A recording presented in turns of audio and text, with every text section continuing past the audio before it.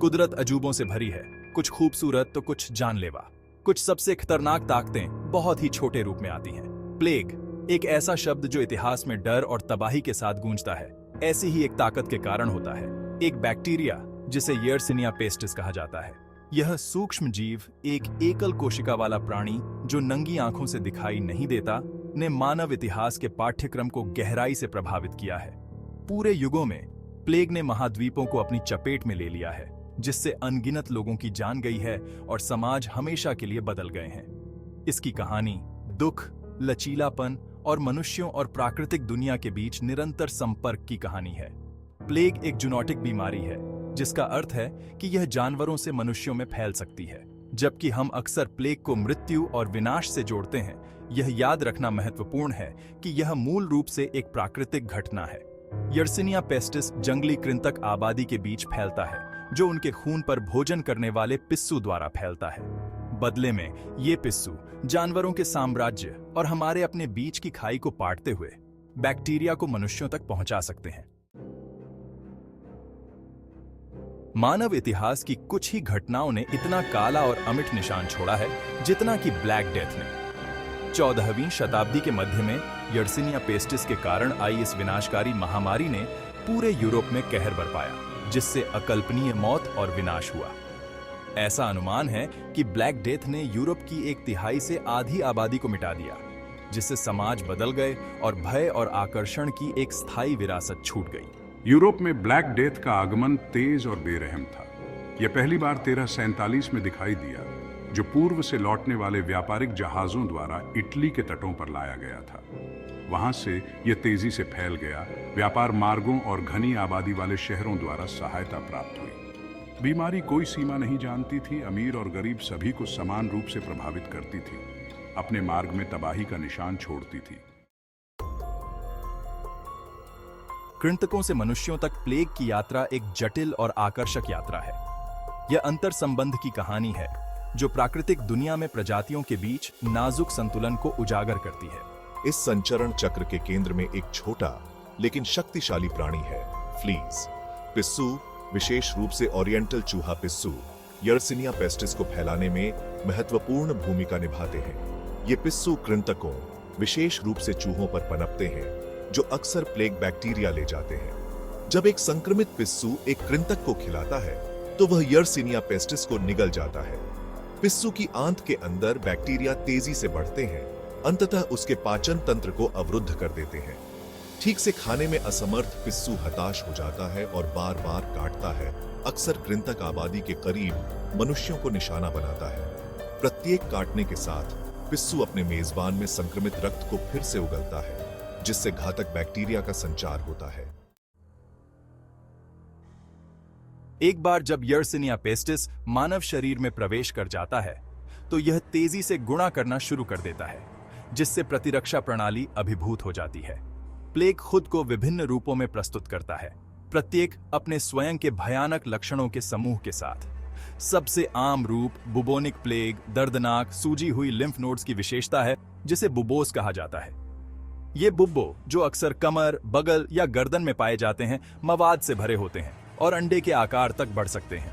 Bubonic plague के अन्य लक्षणों में बुखार, ठंड लगना, सिर दर्द, मांसपेशियों में दर्द और कमजोरी शामिल हैं। शीघ्र उपचार के बिना बैक्टीरिया रक्त प्रवाह के माध्यम से फैल सकता है, जिससे सेप्टिसेमिक प्लेग हो सकता है या फेफड़ों तक जा सकता है, जिससे न्यूमोनिक प्लेग हो सकता है। ये दोनों रूप गंभीर जटिलताओं और यहां तक कि मृत्यु का कारण बन सकते हैं। भाग 5, समाज परिवर्तित, ब्लैक डेथ का स्थायी प्रभाव। ब्लैक डेथ का प्रभाव उसके विनाशकारी मृत्यु दर से कहीं आगे तक फैला हुआ था। इसने यूरोपीय समाजों को गहराई से बदल दिया। कला, धर्म, चिकित्सा और सामाजिक संरचनाओं पर एक स्थायी विरासत छोड़ी। मृत्यु के विशाल पैमाने पर व्यापक सामाजिक उथल-पुथल मच गया। श्रम की कमी ने अर्थव्यवस्थाओं को बाधित कर दिया, क्योंकि खेत बंजर पड़े रहे और व्यापार नेटवर्क लड़खड़ा गए।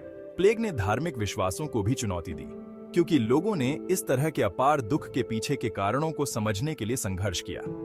कुछ लोगों ने इसे ईश्वरीय दंड के रूप में देखा, जबकि अन्य ने इस तरह की तबाही के सामने चर्च के अधिकार पर सवाल उठाया। ब्लैक डेथ ने चिकित्सा में प्रगति को भी प्रेरित किया, क्योंकि चिकित्सकों ने बीमारी को समझने और उसका मुकाबला करने के तरीके खोजने की कोशिश की।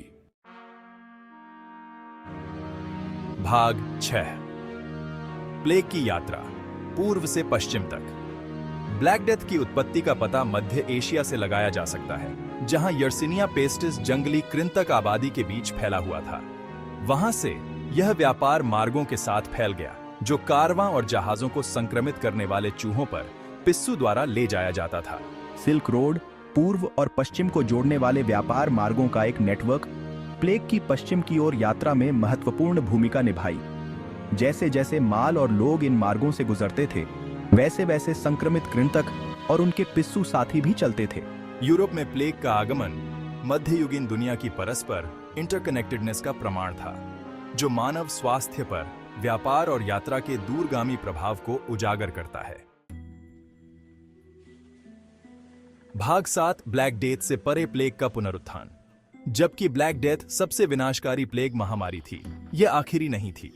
यर्सिनिया पेस्टिस का प्रसार जारी रहा, जिससे दुनिया के विभिन्न हिस्सों में छोटे प्रकोप हुए। 19वीं शताब्दी में चीन में एक तीसरी प्लेग महामारी उभरी, जो एशिया के अन्य हिस्सों में फैल गई और अंततः अमेरिका तक पहुंच गई।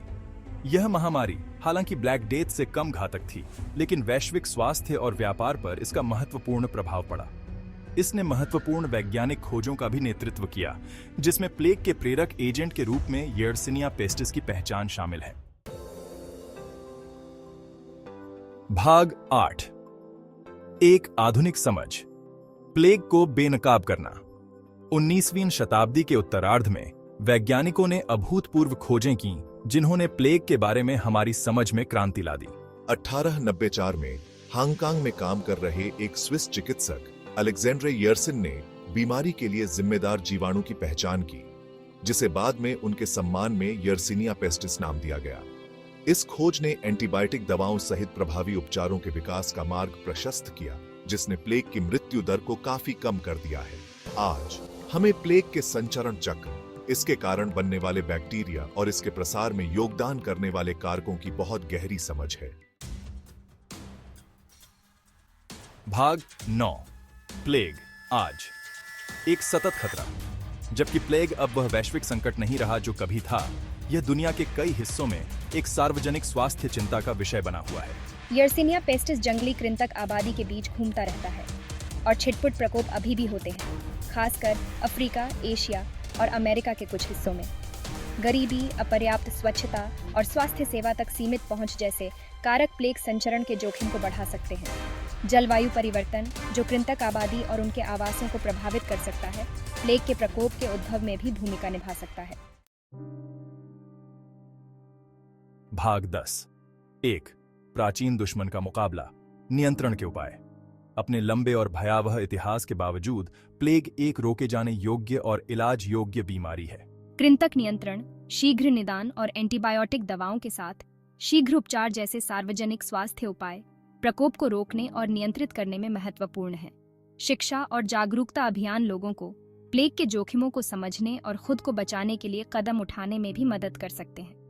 प्लेग के अतीत को समझकर हम उसके भविष्य के लिए बेहतर तैयारी कर सकते हैं और यह सुनिश्चित कर सकते हैं कि यह प्राचीन दुश्मन अब मानवता को तबाह करने की शक्ति न रखे।